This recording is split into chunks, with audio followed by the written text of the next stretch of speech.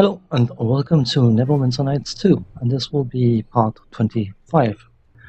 Third attempt actually. I tried once while I was ill and that didn't work out, and then I did some recording that should have been up Tuesday, but I wasn't happy with it, so I redone it yet again. Last time we left off, we were in the process of trying to stop some weapons being smuggled, and we went into a back alley, and we are going to carry on in this area and see if we can stop the smuggling thing from going down. So,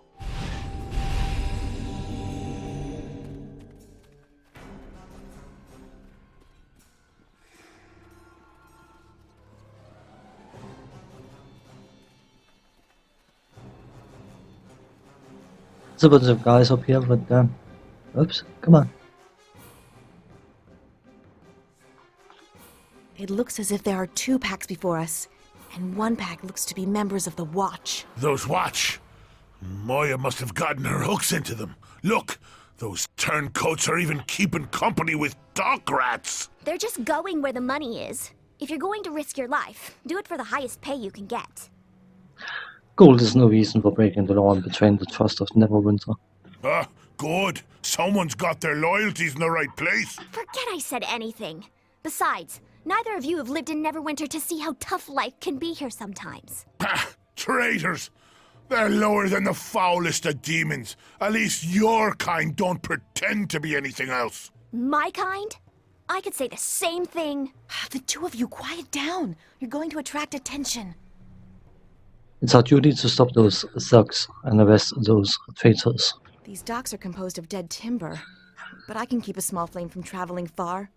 It could distract the Watch for a time, but the thugs, we'll have to handle them. That sounds good to me. Stay in the shadows and stay safe. I'll return shortly.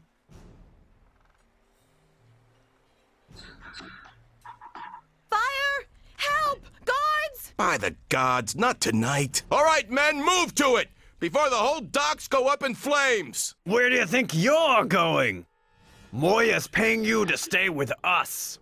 Let the rest of the Watch handle it. You paid us to look the other way, not let the docks burn down. Just stay here. We'll be back soon enough. That should keep the Watch occupied, and I took care that the fire would not spread. It won't hold their attention for long, and that still leaves the thugs for us to handle. Well then, you have my gratitude. I'm just so pleased I could. I feel out of sorts in this city. Not at all like West Harbor, is it? Oh no, it's slightly bigger than West Harbor. But we got some thugs to deal with, so let's get their attention, shall we? You are a thug. Have a sound burst. Oh, you didn't like that. Good. Nature will have its say. I'm not mistaken, that is the caster dude, so... Take that!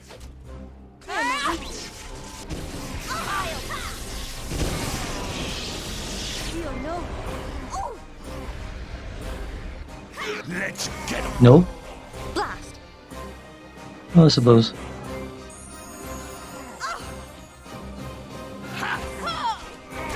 Bonaparte.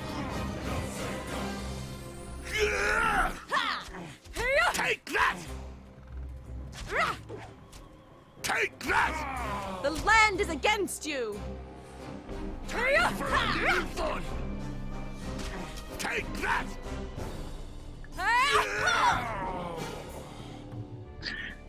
I suppose it's not too noble to hit someone who's lying down, but it works. It's part of the game, so I will tolerate it.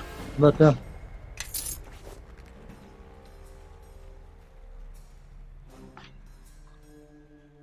we still have the guards, which went around the corner. They are still around there. So let's go and say hi.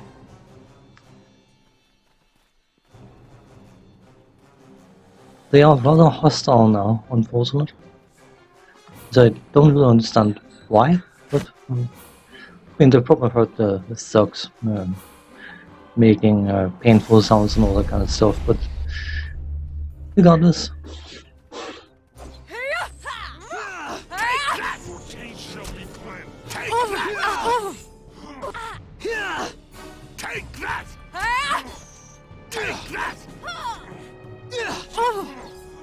Take that! Can we perhaps?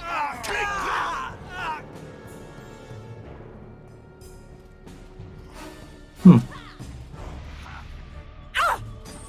Oh, coup de grace. Basically a one-shot guaranteed kill. The opponent is completely not defenseless, so well done. Go.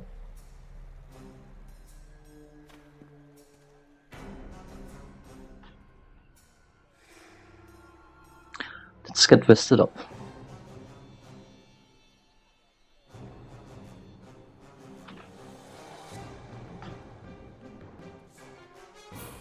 And we buffed. Glory Conforius.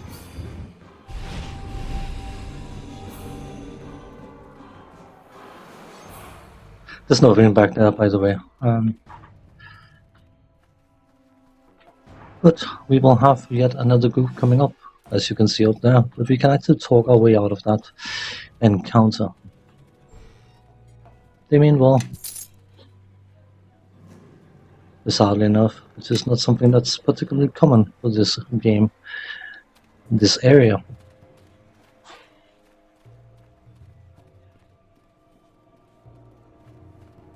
By the way, in order to speed things up, and I know I may not have the worst reading voice in the world even, so I'm just going to give a quick synopsis of what's going on for these kind of things, but I will still let all the spoken dialogue go through.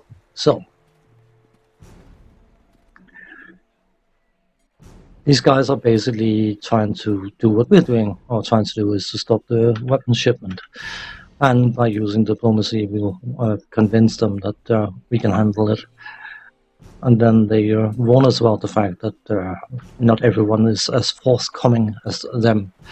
They are thugs, rogues, thieves, whatever, but they have no intention of fighting the Watch. So I suppose that alone makes them fairly reasonable in my book. So, there's a crate.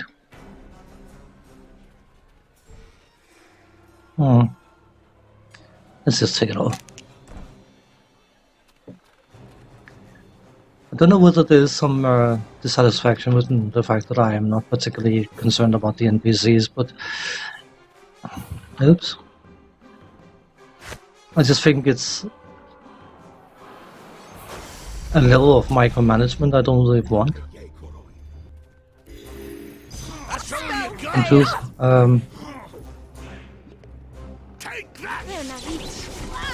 they are very much their own individuals and distinctively so. Sometimes too distinctively, but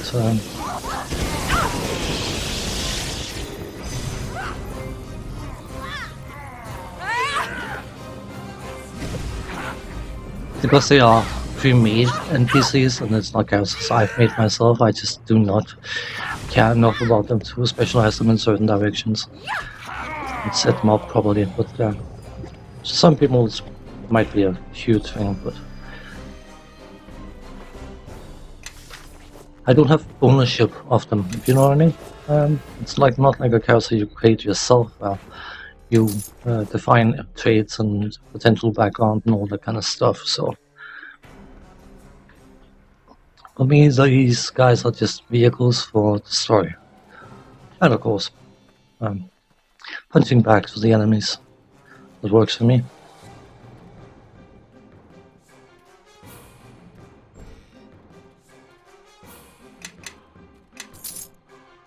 In order to get Nishka to use the thief tools, you will need to have item use active, which I suppose I could do. I'm very sure the NPCs will only use the thief tools if they can't complete their task without using them. But that means if I have item usage on anyone and they have anything that's remotely useful in a fight, they will happily throw something very, very expensive at nothing.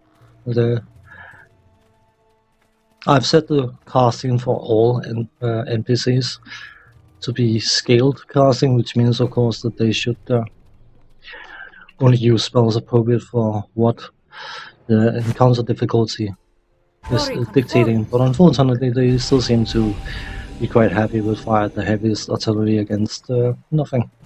So, these are the guys that's got the weapon shipment thing, and we can try and talk out of our way out of a fight, but that's not going to work.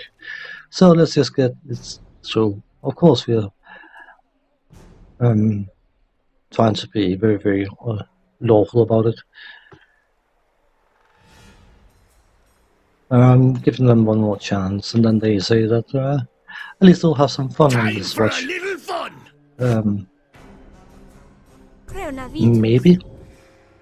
Come on. That was good enough. Okay. Time to do some self-buffing, please. Okay. 5 out of 5 likes the favorite soul. That's good. 100% out of 5 people tested preferred the favorite soul. Darn it. Oops. Kelda went down like a sack of potatoes. There's a boost. That's what he's there for. I shall be victorious! Glorified punchback.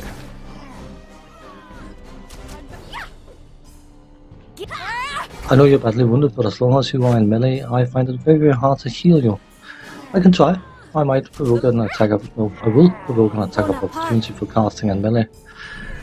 But of course, when there's no melee around to actually do something about it, it's not a big issue. You guys, don't run away, you'll just die tired. Come on. Stabby stab.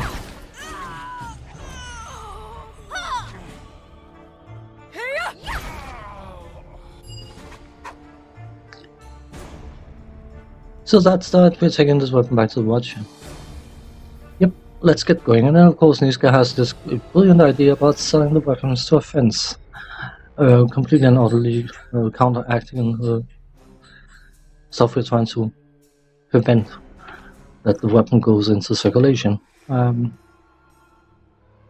So I will teach her the errors of her ways by telling us it's our duty to hand them in to the proper authorities.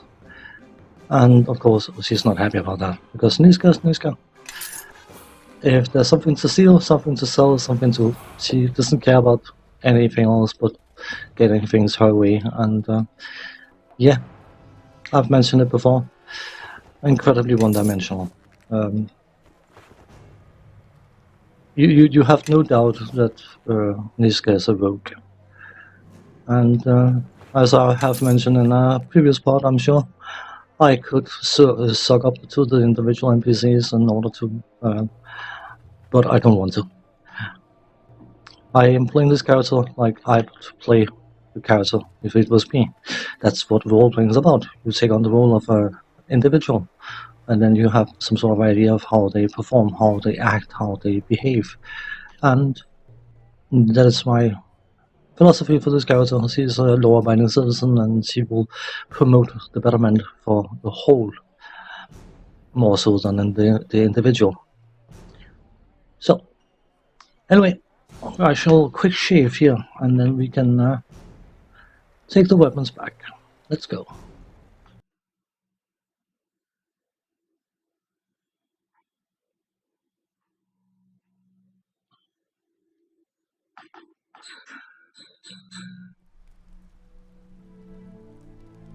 Lieutenant, what have you to report? I have ended the smuggling operations at the docks. The smuggled goods were intended for guild of thieves within the docks, operating out of a warehouse near the merchant quarter. It is as we suspected. Our informant was correct. I will need you to report to the meeting point at once and deal with those who were intended to receive the shipment. I suspect they will be much easier to handle without the weapons they were meant to pick up.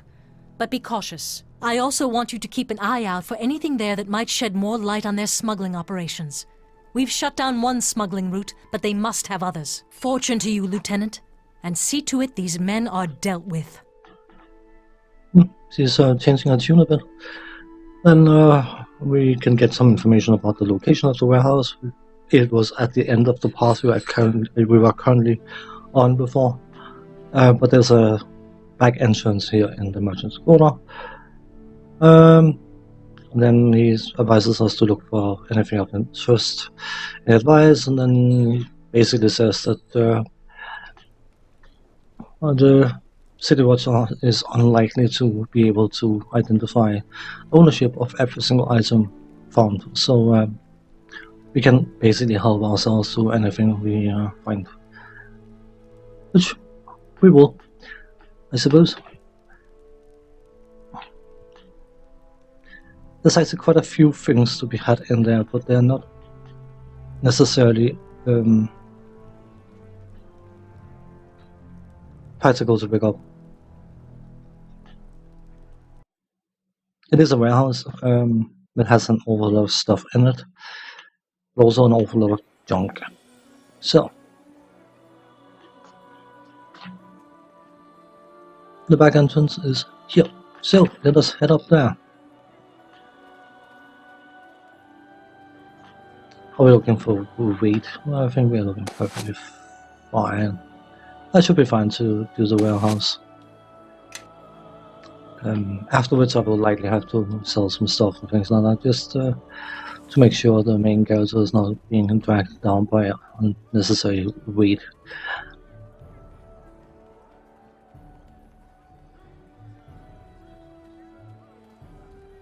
By the way, the reason I had to pause earlier was I got two cats, and one of them is incredibly mischievous, and the other one just wants to be left alone, and that sometimes means that they make some rather interesting sounds when they are having a bit of a, I wouldn't say a bash, but definitely some activity. One of them being playful, and the other one said basically saying, "Shut off, I want to sleep." So I wasn't sure whether that would be picked up by my recording, but anyway, into the warehouse we go.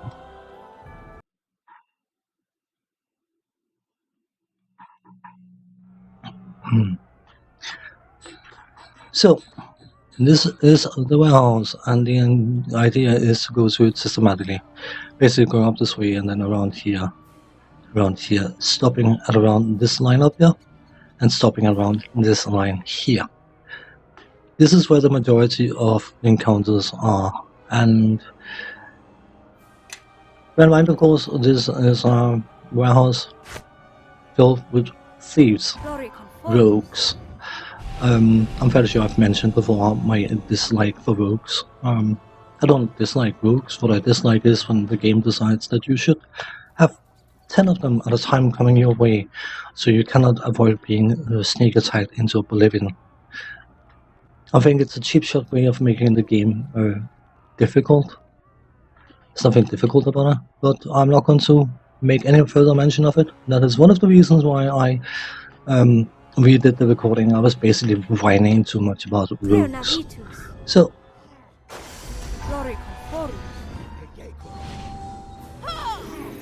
I want you down, please. That would be good.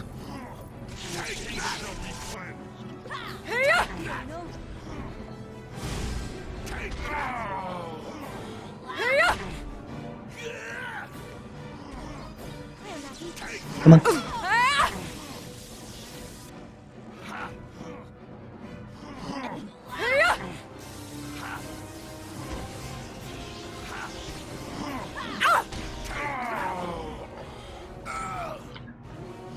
Nature will have its say. Oh, we all leveled up only. Cool. That's it for me.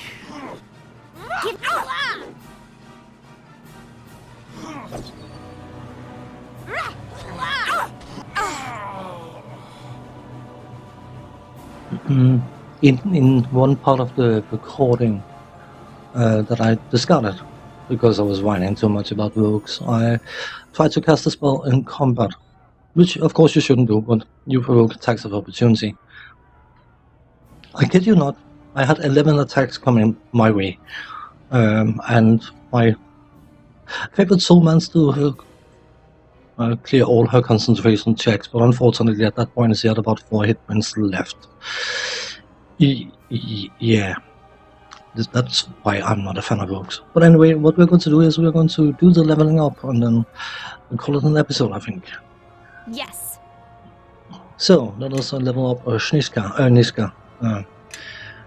Just recommend her ways through. Yeah. I'm having a bit of an issue with Kelgar. Because he's got craft weapon. And I want him to craft a weapon because I'm hoping one of the other NPCs can actually enchant weapons. Or items in general. And I'm actually hoping to get a crafted bastard sword of some description. I am listening. With some nice modifiers on. But remember that he wants to be a monk. That is what his questline is about. And I sort of want...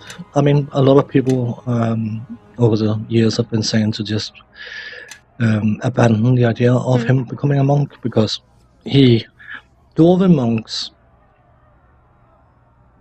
Because they are medium-sized, or sorry, a small-sized race, they do less melee damage with a fist compared to a medium-sized race like humans. And he will still have all the monk abilities, but of course he will not hit as hard as a human monk, for instance. So a lot of people have been saying to just leave him as a fighter, but his whole quest is to become a monk, and I feel it's taking something away from him, from not letting him do that. But of course, for monks, craft weapon is not a class skill, so he will lose that ability. And I sort of want him to craft a half-decent weapon before he changes, so it's something about trying to fit it in. Hoping that wasn't too spoilerish. I think I've made it very, very clear at one point or another that I intend to let him actually go the monk route, and then I'll probably park him up and never use him again. Favorite soul, we will go for charisma for some bizarre reason, and we will increase our skills. Craft armor, concentration, diplomacy, and spellcraft. And now we have to choose some spells. We have no level 1 spells, level 2 spells. I'm going to take one specific one. Where are we? Find traps. All traps within the area of effect becomes known to you. It doesn't dispel them, disarm them, anything. It just lets you know this is dangerous, so you can decide whether you want to trigger the trap or not. Level 3, we have another level 3 spell. Should probably get something like... what have we got? Have we got that here? Remember, we are a healer, so we want to do healing spells or curing spells and that kind of stuff, but at the same time, something like Cure Serious Wounds will become... what's it called? Yeah, when something is outdated at one point or another. So I think I'm going to go for... Where is it? I just saw it. Remove curse. All curses and curse effects are removed from the target creature. Could be useful. Now, the level 4 spells. Now we get into what defines this character. Remember, of course, that they are cleric spells, so a cleric can technically do the same, but because of the favorite soul casting system, using a sorcerer-like casting system, the favorite soul is more restricted, but at the same time, in a bizarre way, also more versatile. One of the defining spells for this character is Divine Power. You gain the following bonuses: 1 extra hit point per caster level, +6 to strength, and base attack bonus improves to that of a fighter of the same level. It's not going to make a major difference now, but later down the road, when you, as a favorite soul, maybe have a base attack bonus of 14, and then you cast the spell, and then suddenly you have a base attack bonus of 19 instead, because you effectively become a fighter. A fighter with spells. And that is one of the defining spells to make this class work. So, what else do we have?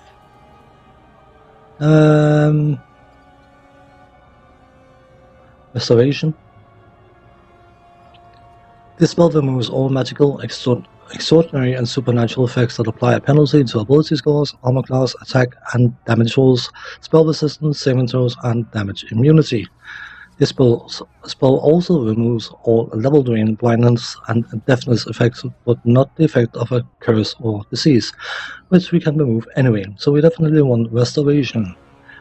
What else would we want? We would want something like possibly freedom of movement, but we can say that later. Death Order. That was. The target creature becomes immune to any energy drain, negative energy, or death spell-like abilities and effects. Very, very powerful, very, very useful, and anyone who's been playing these games will likely have had a super powerful character failing a saving throw on a natural 1 roll, even though they have plus 655 million to save against whatever magic is being thrown their way and dying. So this spell will completely and utterly remove any level draining and Fingers of Death and Veil's Banshee, whatever else they're called. So, but I'm going to end this part here, and when we come back we're going to clear this warehouse of unsavory individuals and see what information we can find. So as for now, thanks for watching, take care, see you next time, bye bye.